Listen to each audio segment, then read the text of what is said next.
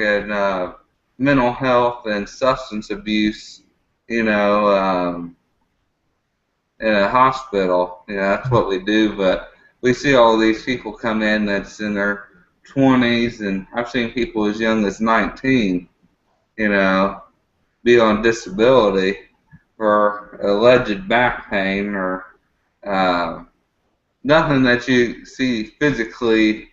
A lot of times impairs their mobility. You know, they're walking around fine.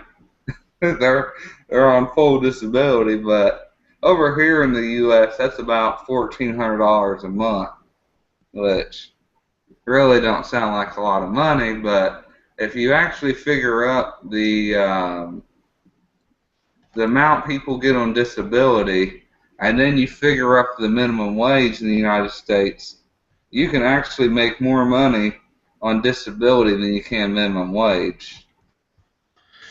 Yeah, I mean the government here that comes up as well. It's one of those where it's sort of what at what point do we subsidise the sort of the job market and this idea of a living wage?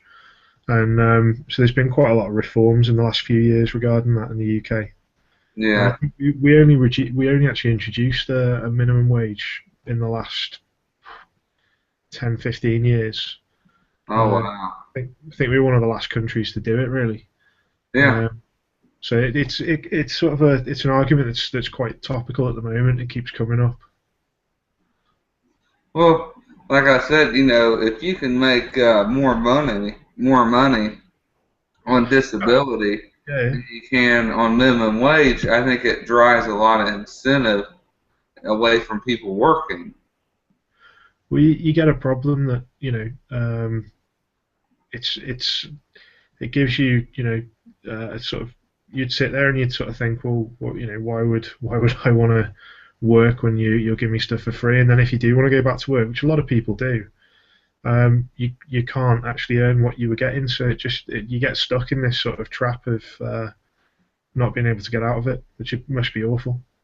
Yeah, I think the world is facing, you know, a lot of problems right now.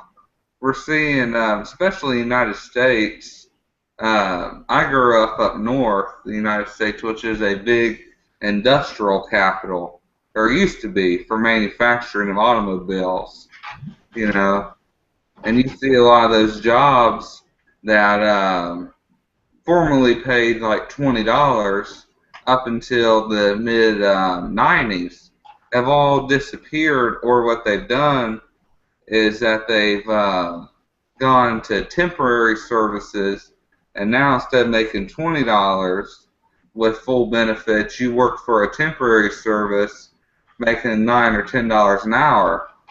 You know, so there's a radical shifting in the United States, but a lot of sociologists would describe the middle class as something that they think will disappear eventually. Oh, I don't know. We're pretty attached to our class system over here. Well, in the United States, we're not really. You No, know. I'm just joking. I'm just joking. But I did read an interesting thing about Uber. You know, the taxi app. It was there was in California. There's a class action to take Uber to court to say that you've got to pay benefits and it's their employees, and it's this idea of the share. They're calling it the sharing economy or the gig economy. When you have like little jobs doing different things. Um, and they're hailing it as this big like amazing thing when it's like well hold on, there's no job security, there's no it's not a traditional job, and that's fine for some people, but it's terrible for others, and it's trying to balance it. Yeah, you're. I think it's going to be interesting to see how the workforce changes over. Uh, well, it's already changing, but you know, you're seeing basically now um, all the jobs that pay good are very skilled jobs, and then you're starting to see the falling away of those jobs that are like in the high teens, like the 16, $18 an hour jobs. I think we're starting to see a fall away of those jobs. It is really interesting if you look back, if you look at the job market. So I'm saying the Hunger Games. Well, the thing is, you've got to look at what's the sort of economy sort of goals for a particular country. So if you went back, say, 50, 60 years for, say, the UK, it'd be a heavy manufacturing base, industrialised, that kind of thing, and it had been for a couple of hundred years before. Over the last 50, 60 years, we've moved more to a service economy, whereas Germany has beefed up its industrial base and is now, the sort of the biggest industrial base in Europe. So it's sort of whatever the government puts in as the governing party puts in as their long-term goals affects what kind of jobs and that kind of thing you're going to get. Yeah, And I suppose it's America's quite different as a sort of market 'cause it's always been quite sort of controlled. Well, it covers most of North America, so it's makes a lot of its stuff internally, and its biggest border is undefended with Canada. I mean, those sneaky Canadians. yeah, we kind of like the Canadians.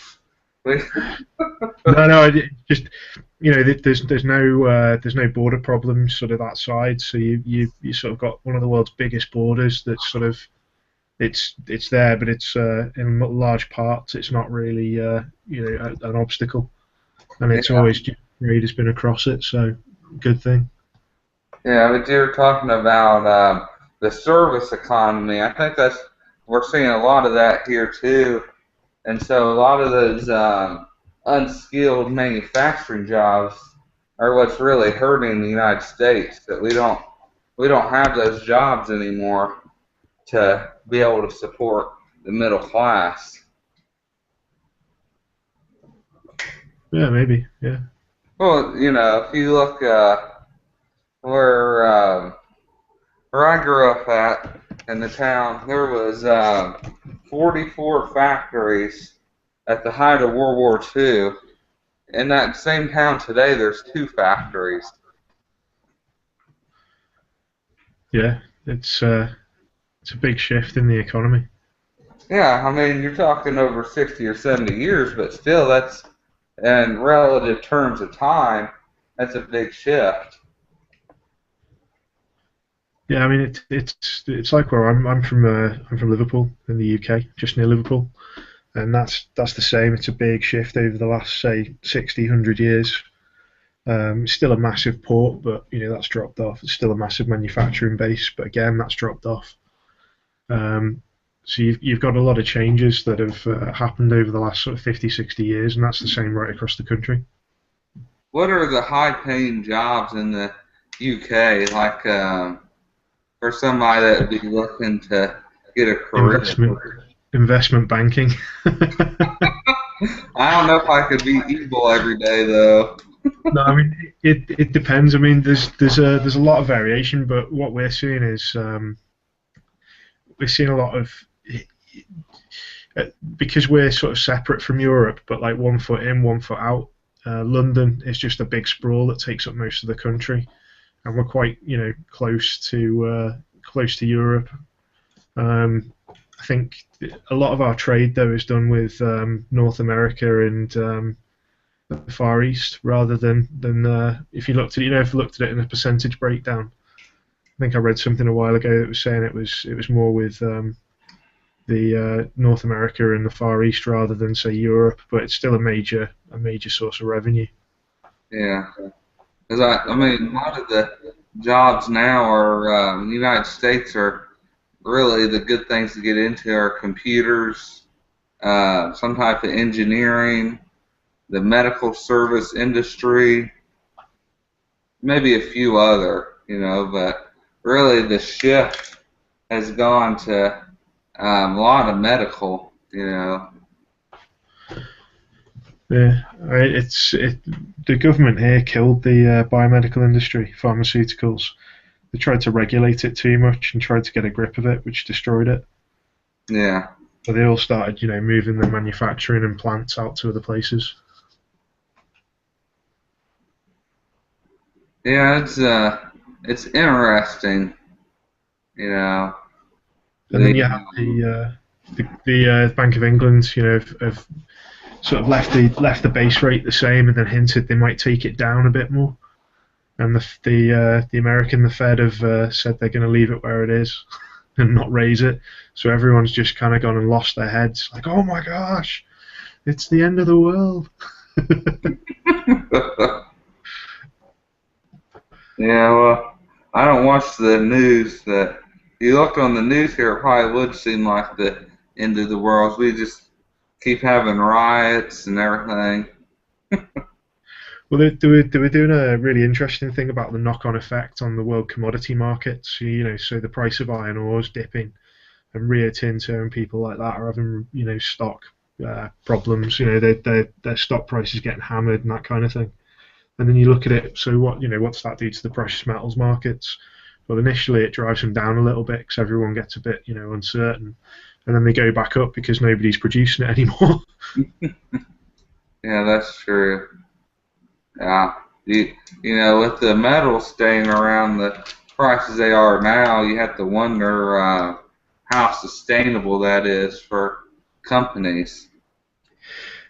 Yeah, they're having the same problem across the board with a lot of primary industry of that actual resource collection. Yeah, so it's interesting in this game, deciding when you're going to buy and when you're going to sell, which I really never sold a whole lot, but it's just interesting to wonder where the prices may be going. I've sold some bits and pieces recently. Sort of, you're stacking for a while, or you're collecting stuff for a while, and then you change what your focus is. And I haven't really found any dip in the prices that people are willing to pay for stuff. But they were really, new mystic pieces rather than silver bullion. I wasn't selling off silver bullion, so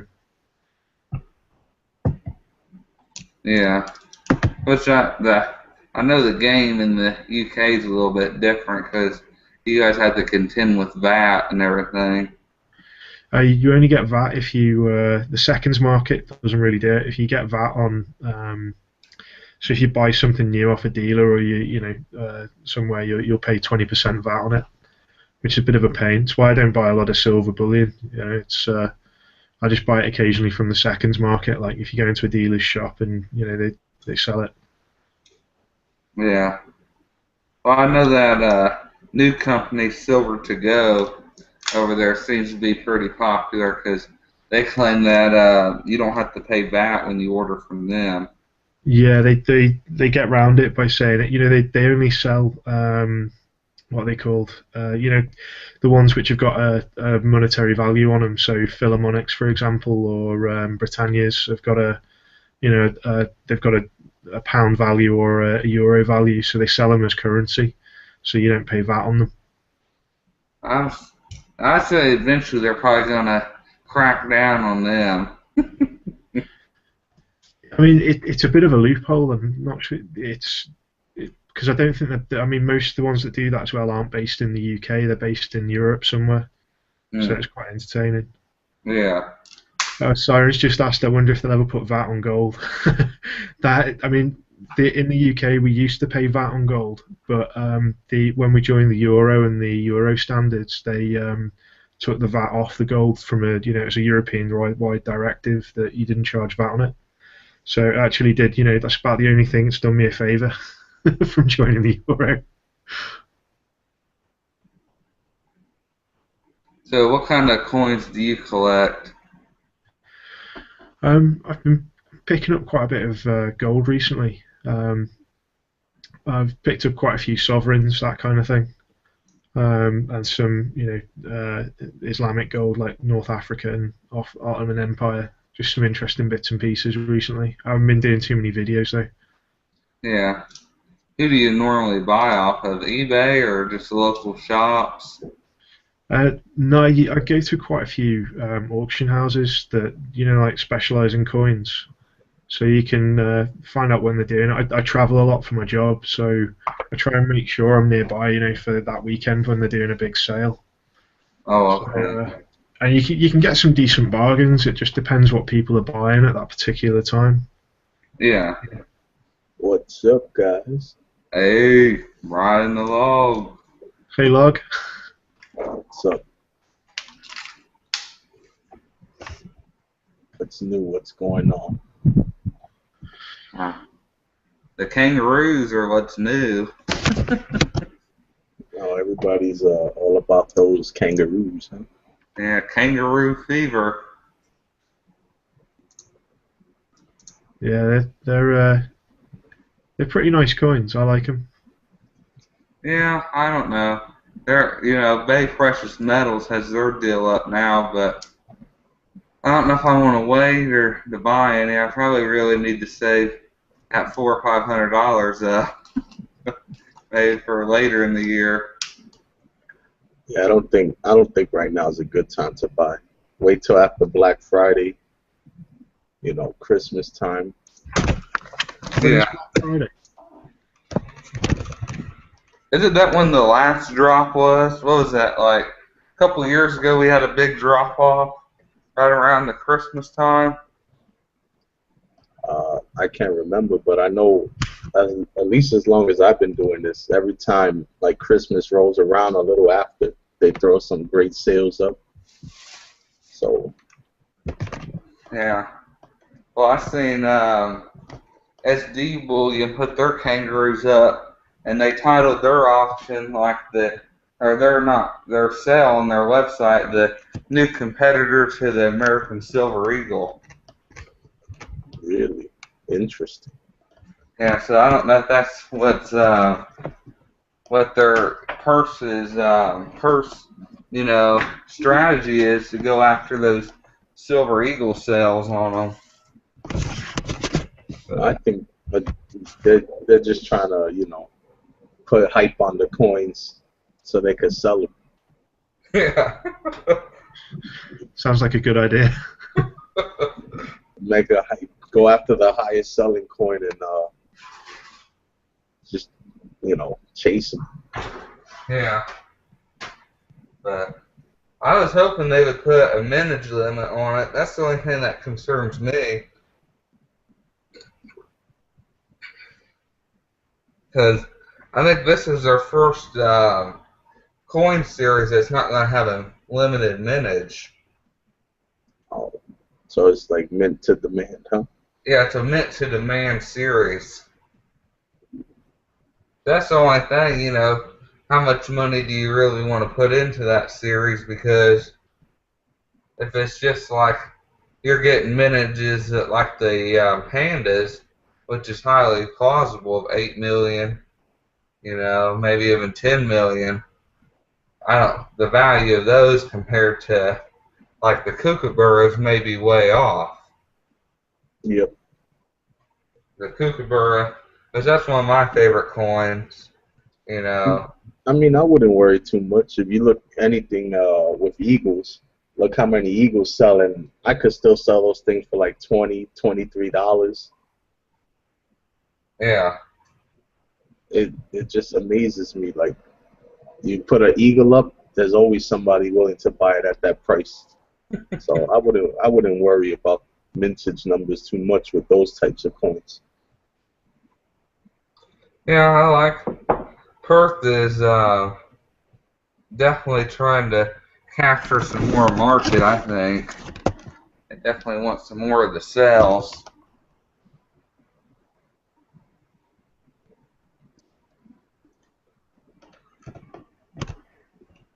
So are you buying right now, Brian? I'm actually looking around for like bars that replicate bills, like the $100 bill, $5 bill. You got one of the 100 ones? Yeah, I got one. I might be going into buying a couple more of them, and then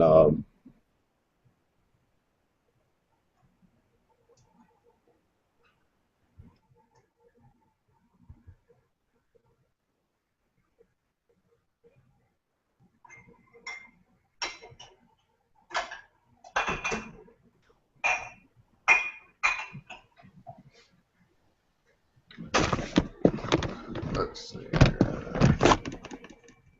How many people we got watching Siren?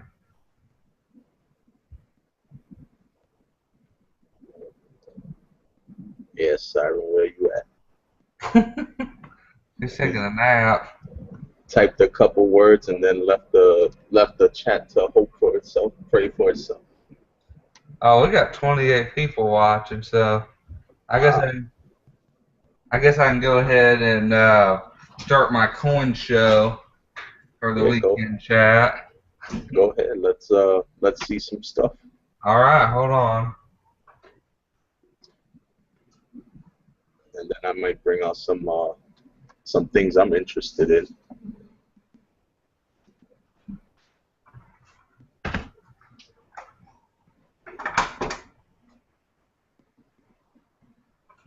Let me see if I could pull something up.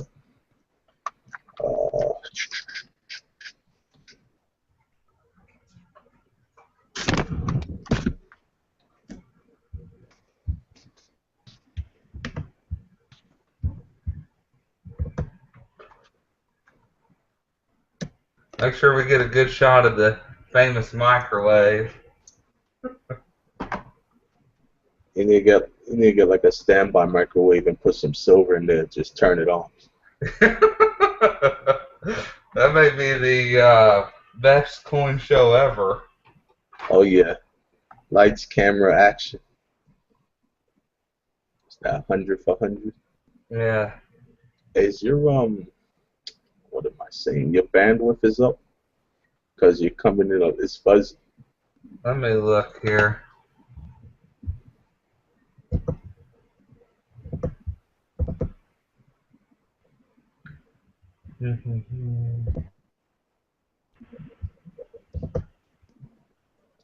Yes, that's in HD.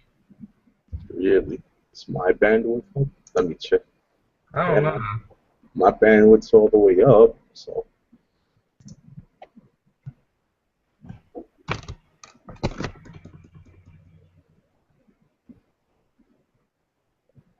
hundred for 100. Those are very nice coins.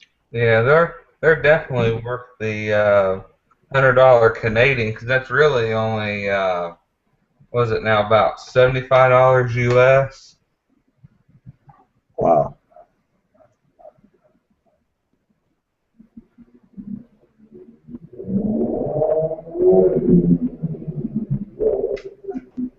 Somebody's stomach is growling. There's some people riding motorcycles outside. I know, I'm just messing with you. Imagine some people be like, "Yeah, I'm hungry." What's the mintage on those? 15? Yeah, 1,500. Oh, you got 84. That's not bad. That's pretty damn good. Yeah.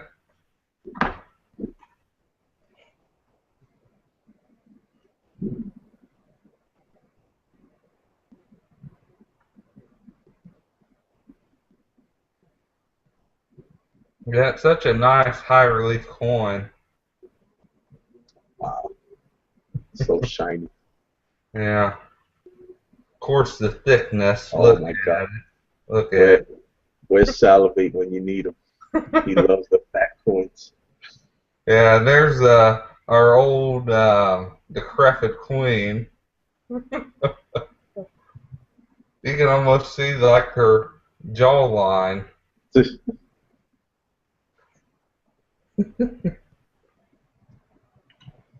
But yeah, those are nice coins, especially for the price they're going for. And what could be in this box? Any guesses? I have no idea.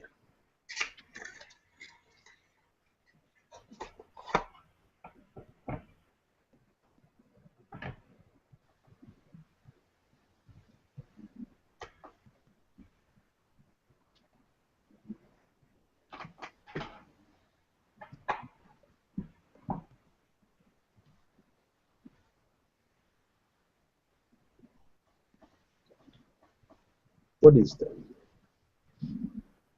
This is the new Haunted Canada series. Oh, I thought it was Oh. Predator for a moment there. see it changing images? That's pretty cool.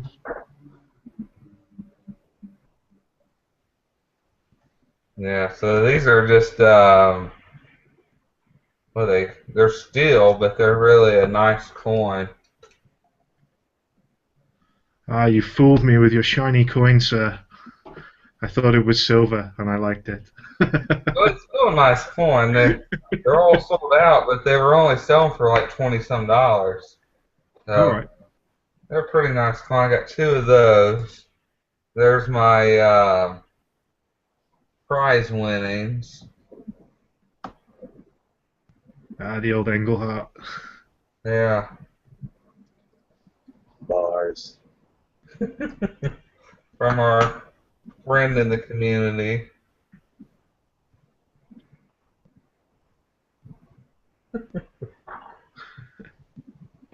Let's see some. Let's open up the Tupperware dish. Let's see what's for dinner. Does that Tupperware dish help keep them fresh? I think it does a little bit.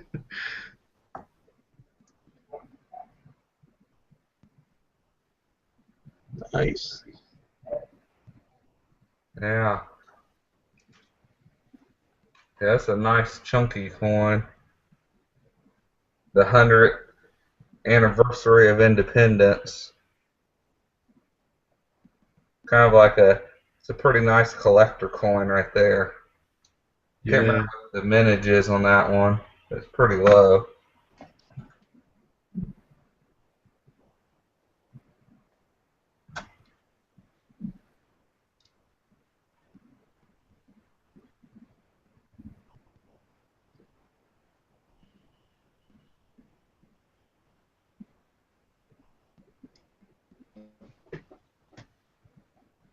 Let's see here. The 1921 Dos Peso. Upside down. Now, that's a real nice coin. Yeah, this is the one I just showed. This is a Diaz peso, 10 peso. Let's see here, another Mr. Hidalgo for the stack. 1955.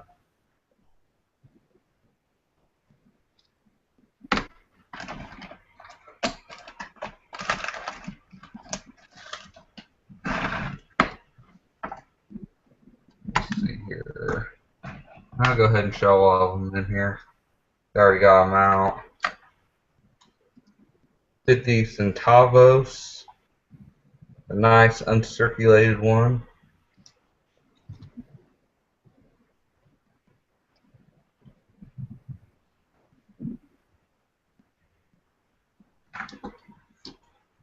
My un peso.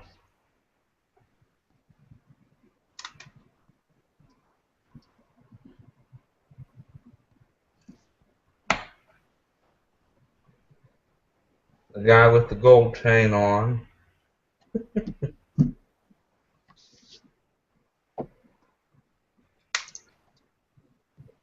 This is a 1 year only un peso. 30% silver.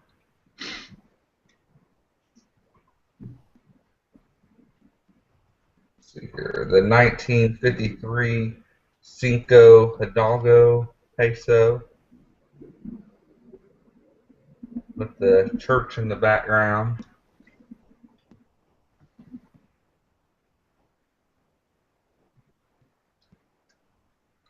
The 1972 25 peso.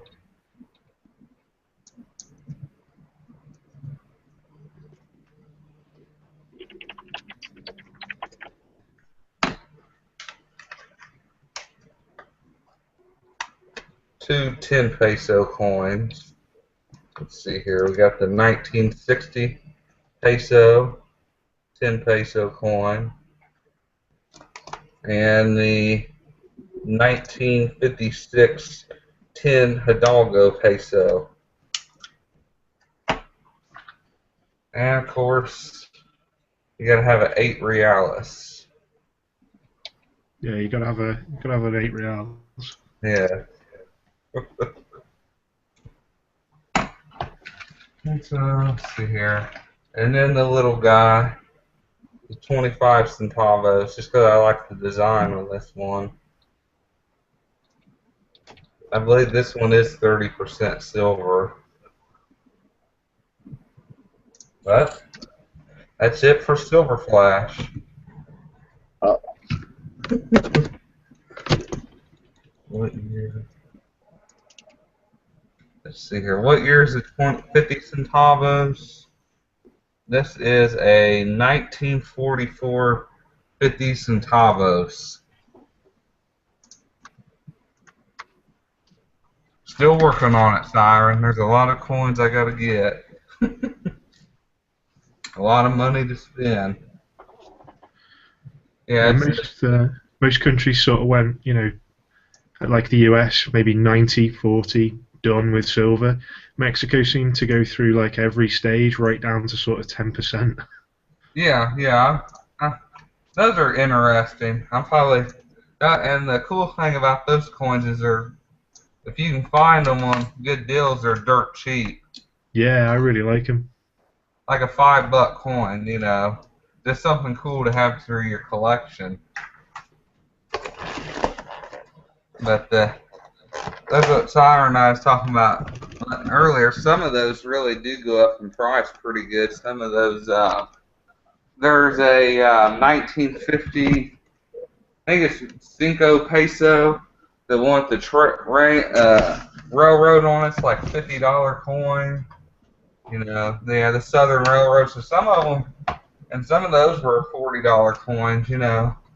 That 100th Independence coin. That's like a $50 coin, $50 coin. So some of them are kind of expensive. But they're cool to have. They're definitely a lot cheaper than collecting American silver coins.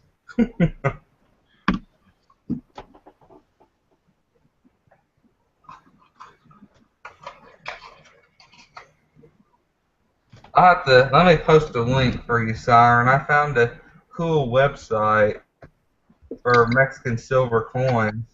Potential.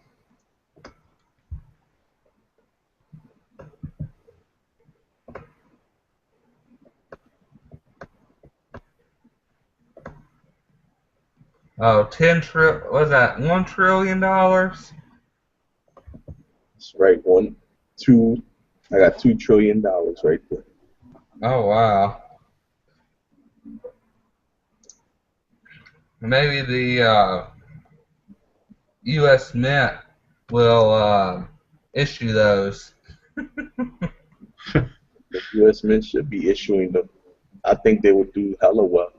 Yeah, what Brian's showing right now is a really cool website. I don't know if it's just Mexican coins, but I don't know. No, it's everything. yeah, it shows different countries and everything. It looks like. This is what Siren told me to check out. Yeah, but they're different web pages. Or different pages. It lists basically every Mexican coin, probably about any coin you'd want you could find. Oh Lord, I want it. How much is that? $500? 5,000. No, but the price on it's like, what is that? Where is it?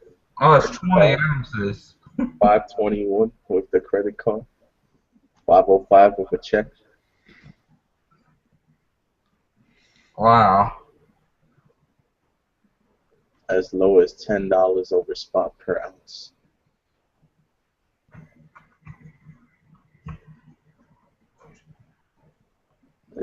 I think it's worth it.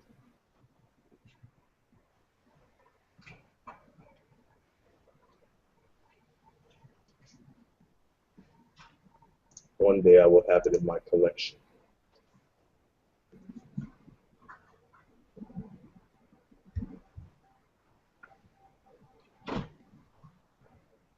Yeah, but you have to check out that website, Siren. You get some time. They have a pretty complete catalog of Mexican coins. That's basically what I'm basing my collection upon, so I can remember all the different varieties. I guess there's actually two different Hidalgo Cinco pesos, depending on the year. There's the one I showed is like 18 grams, and there's another one that's 27 grams. So I can get quite a bit of different varieties. He gave you that site. Well, he should have gave it to me, Siren. I would have already been up on him then. See,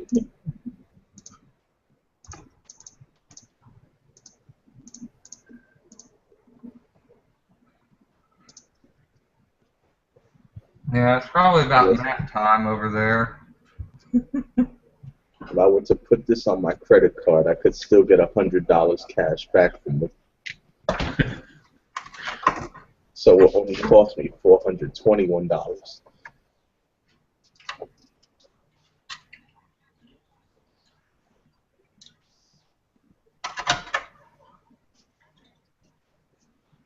It's tempting, very tempting. Yeah, you should go for it.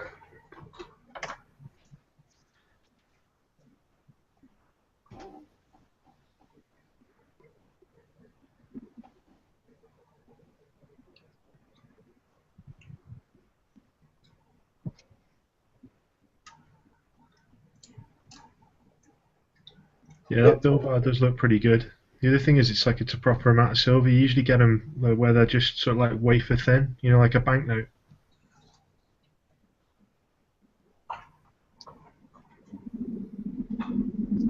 What? Wait a minute. These things are right here. They're Hmm. a troy pound, so they're 12 ounces. It's pretty thick. That's cool. The only ones I've ever seen before have been, like the UK ones with you get them as like like a little pack, like an NGC kind of one for bars, but they're like really really thin, bit like if they do postage stamps in silver. Wow.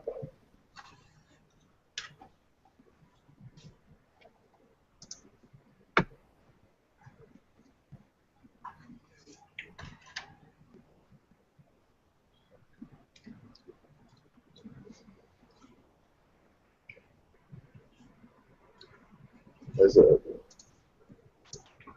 lot of people going around trying to pick up the old school rare bars. Yeah.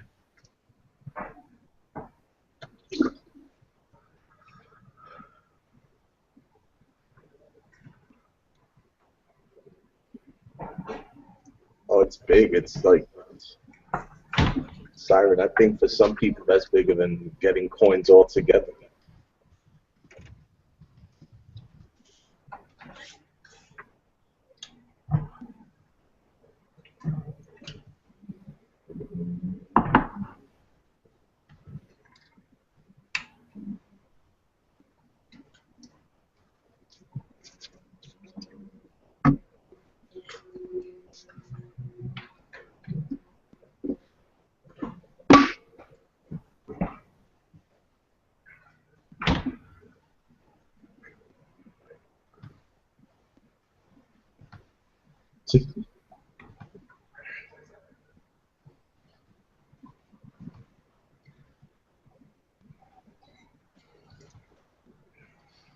Well, Siren, I forgot who I was talking to recently about there should be like a coalition or like everyone get together and take pictures of all their bars and start like a little web page or some sort of magazine and try to find like information based on everything we can out there. 'Cause there's just bars that pop up that a lot of like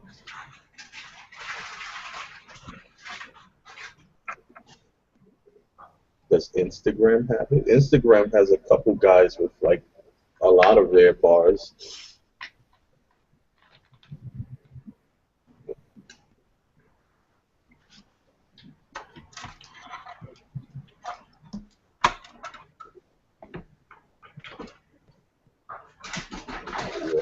Um, no, it would definitely be one person running a page for Instagram if it's done like that, and then taking submissions.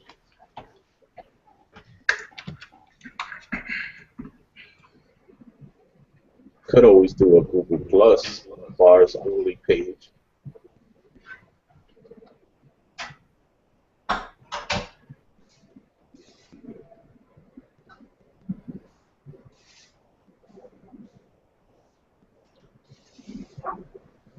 Yeah, it'd be pretty cool. I've got a couple of Indian, like Tola silver bars that I'd like to know more about, but you can't really find them anywhere online. It's definitely it's definitely worth a shot, and if the whole community could contribute, it definitely make narrowing down like what's out there easier. Not like one guy trying to find like every bar.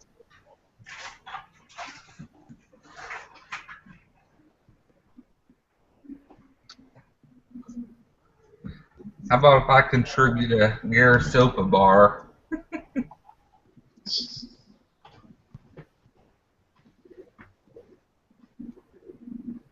Pixel videos on what side?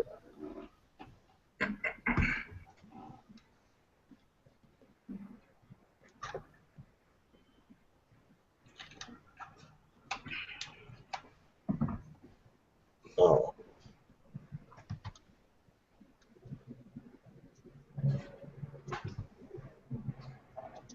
well, it's definitely going to be an endeavor.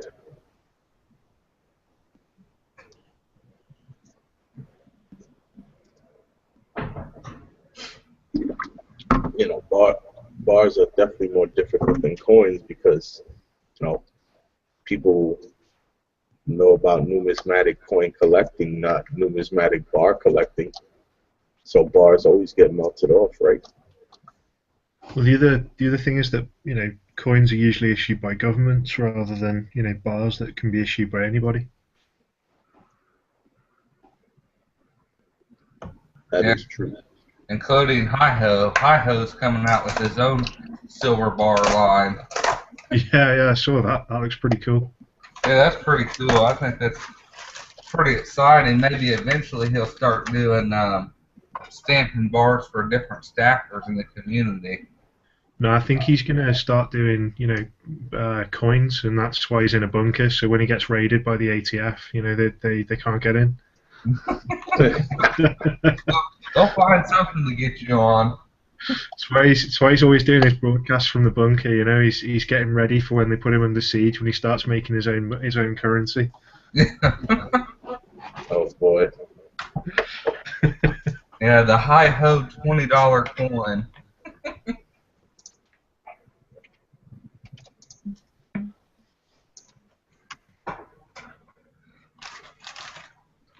But he might be pretty deep underground in that bunker, so they might not be able to get to him.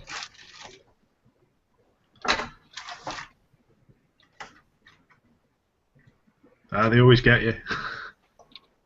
Yeah, I'm pretty sure they haven't officially announced it, but I'm pretty sure they're considering using drones pretty soon in the United States. Yeah,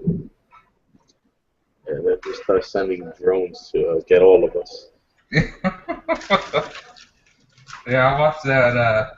What was that new movie called? It was about them using drones, over the seas and the psychological effect on it, and it's a pretty good movie. I can't remember. It's on Netflix, or it's on the Redbox now. It was about drone warfare, which is becoming a reality, or it is reality. And speaking of Tasty Silver and the Hi-Ho poured silver bars, there's Mr. Hi-Ho himself. Speak and he shall appear. Yeah, I know. Hello, hello.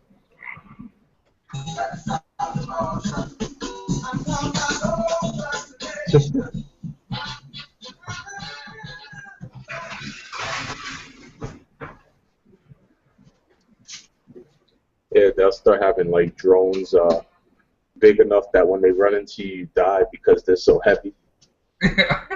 So they'll make it look like a freak accident. Yeah, they died in a single car accident or a single pedestrian accident. I saw this thing recently, just talking to drones about blimps like airships, and they're talking about using them for cargo hauling because they're so economical to use to go long distances. They don't need a lot of fuel. You can run the engines on anything, and it was all about using them, say, over Europe or over the US, and the problem they had was it's an airship, so if you unload, say, 300 tons of freight, you need to put another 300 tons straight on to stop the thing shooting into the air. So it's got like a new system for it to balance itself. It was quite clever. But as soon as you saw it, everyone just thinks of the Hindenburg.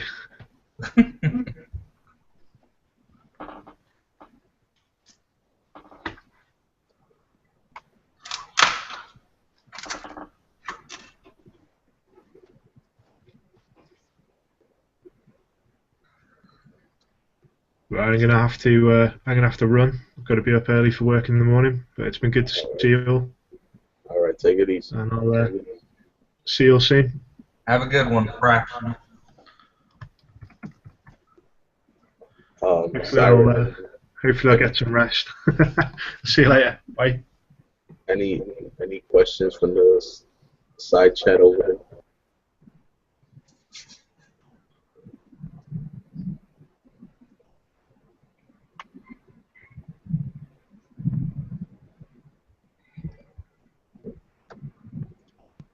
Dang, everybody's leaving.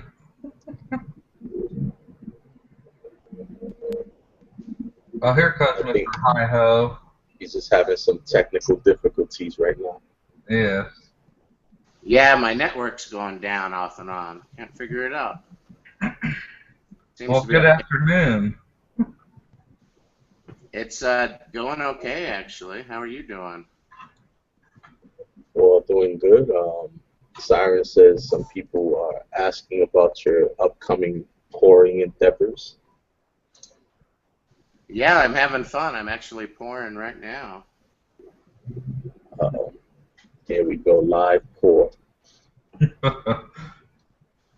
Have you stamped the bars yet? Have you practiced stamping? A couple of times. It's a lot trickier than it seems. Yes, I could imagine, because did you have a custom Hi-Ho logo made up? Or it wasn't custom. Top secret? It wasn't custom, but it matches pretty decently. It's too small to be on a big bar, though, so. Yeah.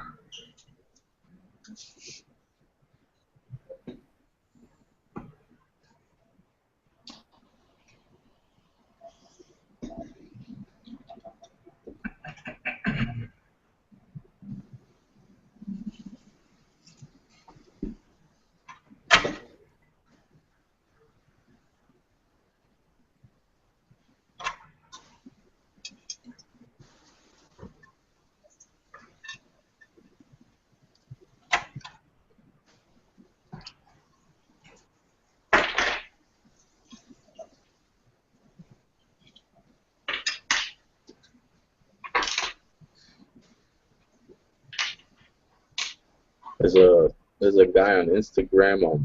I think he's Redwood Poured. He does his own like pours too. He has a California bar.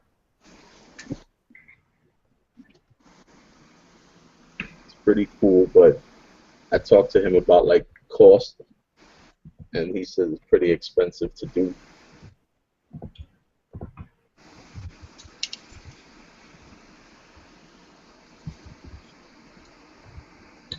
Yeah, I think where I've been looking at, usually like an ounce of shots already $17.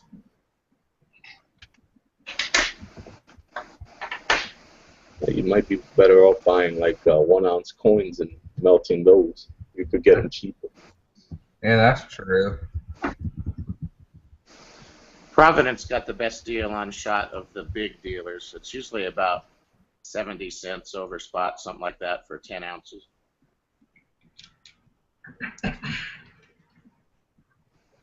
Yeah. You'll have to start making some werewolf bullets in the bunker. Werewolf bullets. Yeah, in case you go outside at nighttime. Anti-drone bullets. I laughed when somebody was talking about me making my own currency, because I actually joked about that the other day. In case I have to declare myself independent, I need some coinage. Yeah. Do you hear any drones hovering over your bunker? No, not that I'm aware of, but Well, they're pretty silent, so you might not be able to hear them. Oh, don't worry. The government always watches these live hangouts. They'll be sending a couple.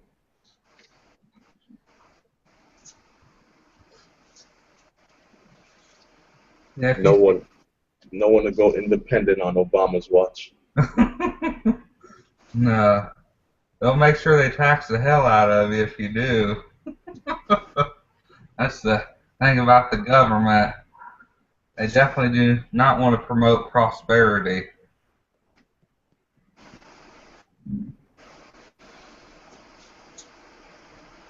That's what fractional, what's his name? Fractional staff.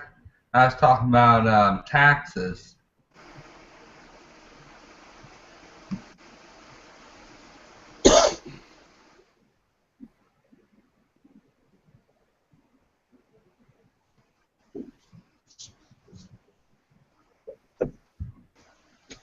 Geometric shape bars. How about a silver lightning bolt? I can get that. Have that? Yeah. I think that would be nice, hi-ho. I've got a 2-ounce hexagon mold coming. I thought that might be cool. Might have to do myself a log mold. There you go. I've got some that look like a log. Wrong kind of log, though.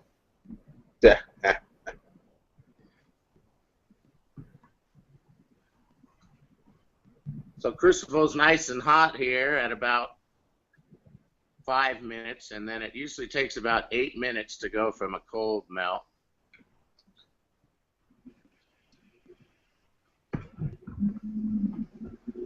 I burned up my first Crucible yesterday, or actually this morning. I was really pushing it to see how long I could go with it. It actually did reach, so I poured a little silver that went onto the bricks. So now I know it lasts one less pour than that. Mm. I saw somebody who threw they had melted some silver and then threw it into a pool. And it just came out this weird shape. Just start selling pool silver or water silver. Silver nuggets.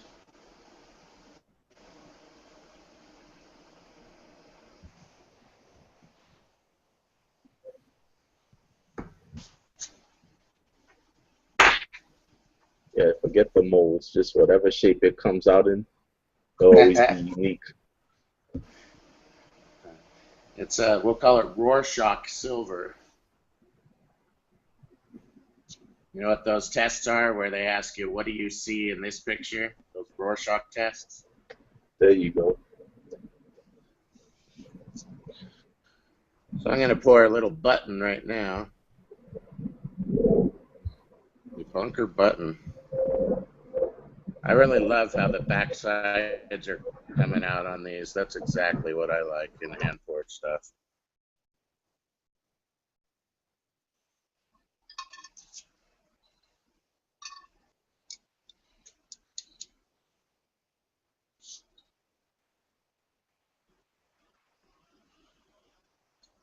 So about a minute left of melting, and this thing is going to be ready to pour.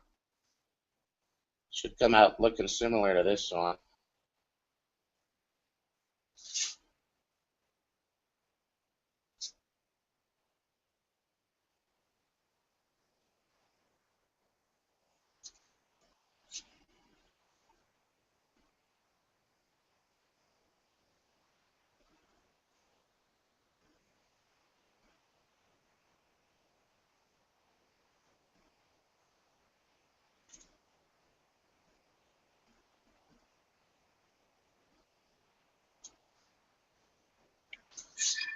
So I've got no idea if this is actually being watched, but if it is, this is the probably the world premiere pour on the YouTube network.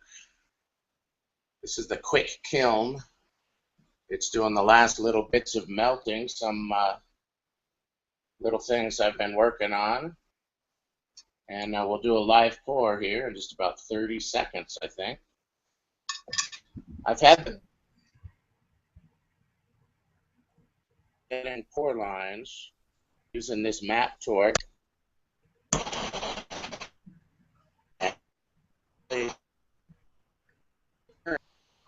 I'm going to turn it pretty high. It's going to be a little loud here.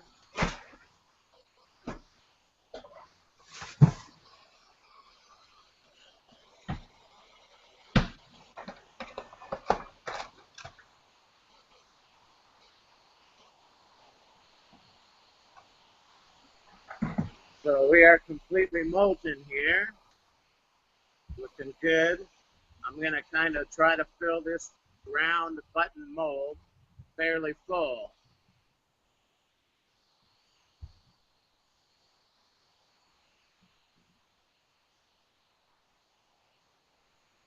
Turn the map pump down just a little bit.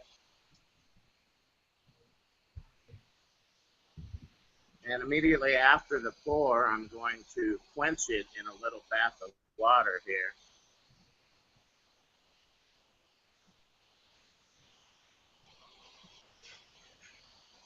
I think having the mold hot is getting, it's not a comparison, and I do think that I'm getting best results having this torch while I pour.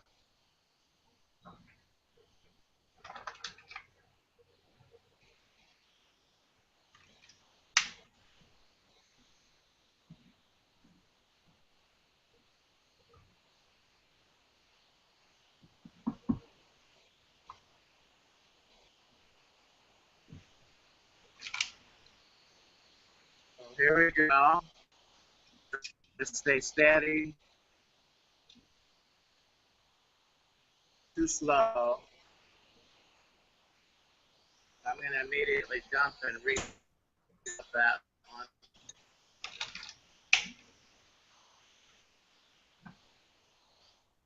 one. Unfortunately, that's going to take a minute or so.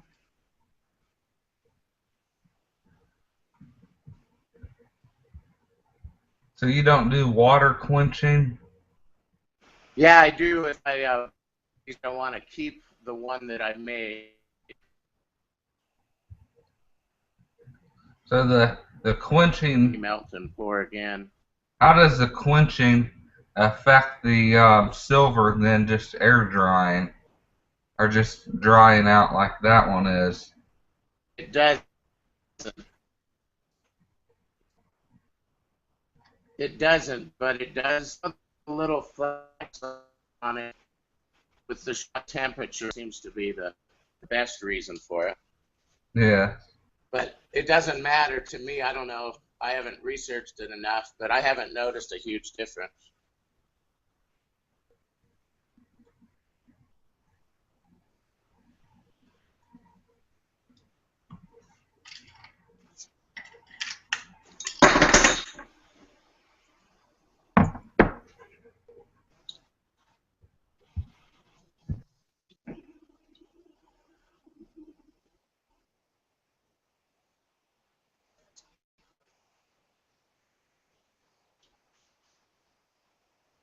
I need to move.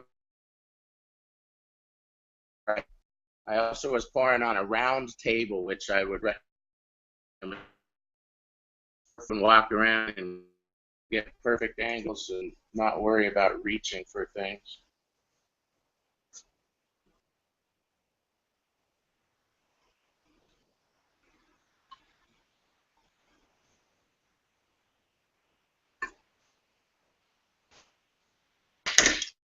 So we'll try pour number 2 here.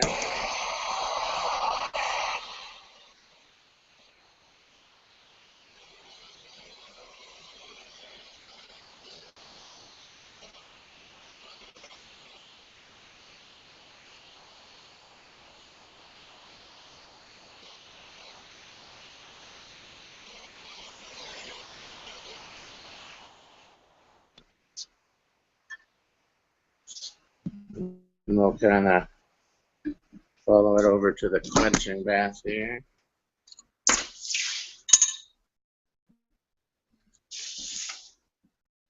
Just like that, it's cool to the fingers already.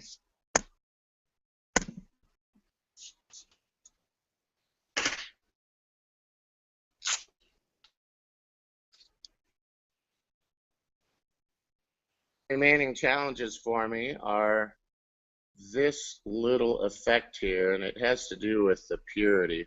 Still working on whatever's going to be the easiest way to get clean, but I'm really liking the back sides of my pores.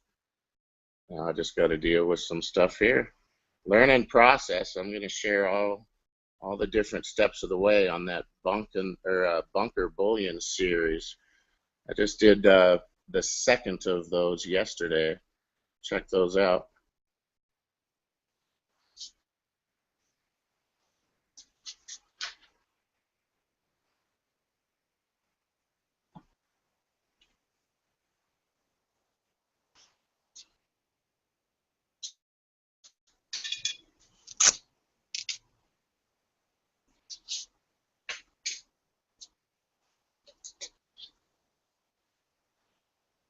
Well, guys, that's the first live pour.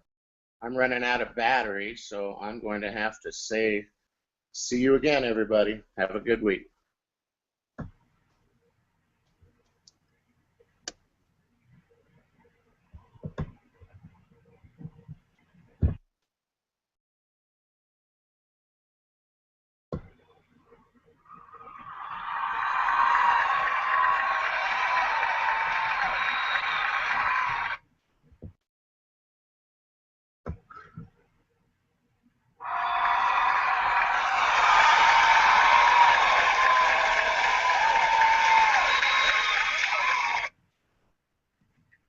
Yes. Applause indeed. Where's everybody at? Except for all the people in the crowd that were cheering.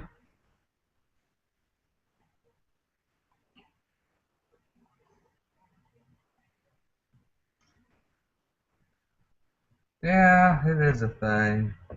Let's see who's playing.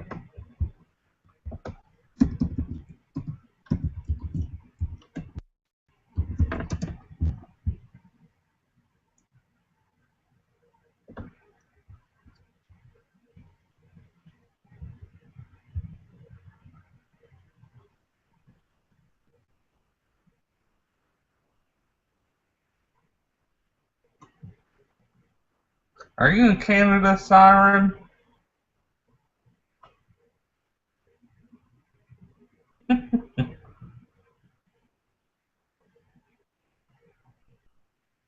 No comment. Oh, must be. Yeah, probably in Washington. You can be up there with, oh, okay.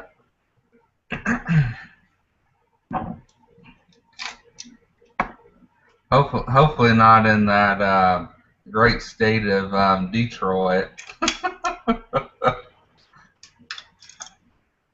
I know that's a great place.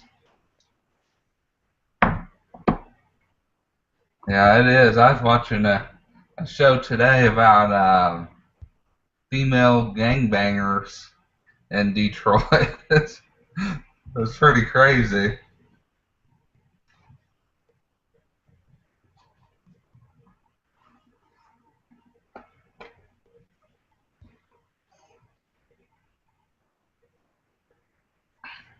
You probably get some good cheap property in Detroit. You probably get some houses for free.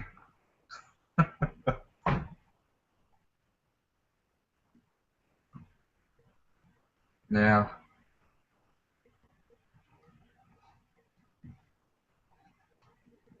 Are you a Lions fan, Siren?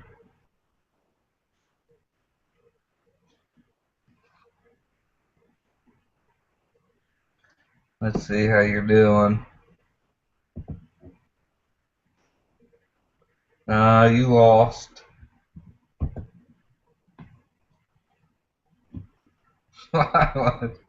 Well, that's the truth. Let's see here.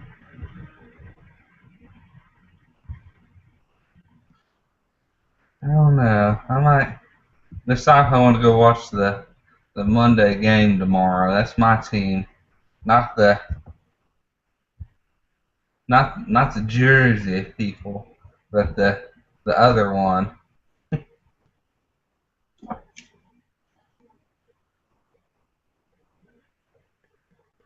Well, so you got the big parties, siren and the parties.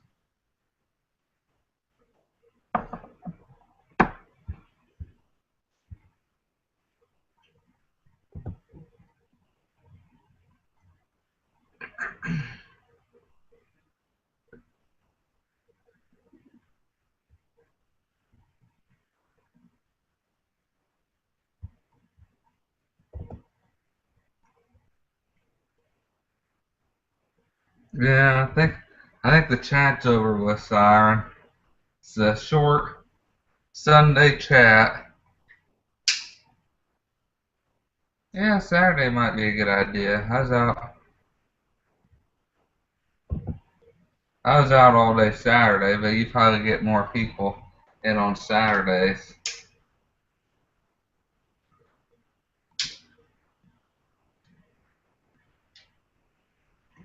All right, viewers. It was very good talking to everyone. Hope everyone enjoyed the chat today. This is Silver Flash, Silver Siren, and Brian the Log signing off. See you next weekend.